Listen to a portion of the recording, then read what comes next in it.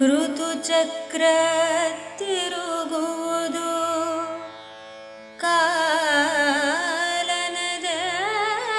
ಮರುಗುವುದು ಮೃತನ ಮಣ್ಣಿಂದ ಹೊಸ ಹುಲ್ಲು ಮೊಳೆಯುವುದು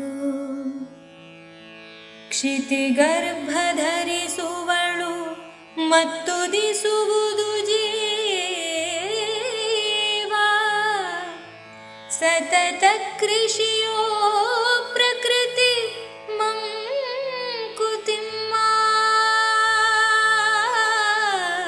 ಆ ಆ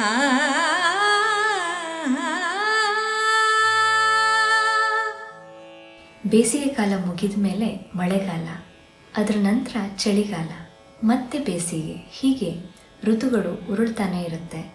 ಕಾಲಚಕ್ರ ತಿರುಗ್ತಾ ಇರುತ್ತೆ. ಕಾಲ ಅಷ್ಟೊಂದು ಕ್ರೂರಿ ಏನಲ್ಲ, ಅವನು ಸಹ ಕರಗ್ತಾನೆ. ಇಂದು ದುಃಖ ಪಡ್ತಾ ಇರೋರಿಗೆ ನಾಳೆ ಸುಖದ ಜೀವನ ಕಾಯ್ತಾ ಇರುತ್ತೆ.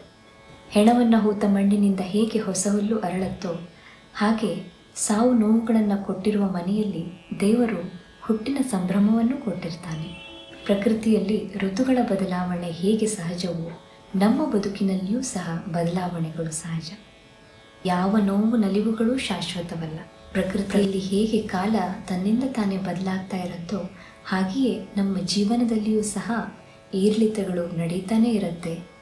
ಪ್ರಕೃತಿ ಸತತವಾಗಿ ಬದಲಾಗ್ತಾ ಇರೋದನ್ನು ಗಮನಿಸಿಕೊಂಡು ನಮ್ಮ ಜೀವನದ ಏರಿಳಿತಗಳನ್ನು ಸಹ ಅಷ್ಟೇ ಸಹಜವಾಗಿ ಕಾಣಬೇಕು ಅಂತಾರೆ ಗುಂಡಪ್ಪನವರು.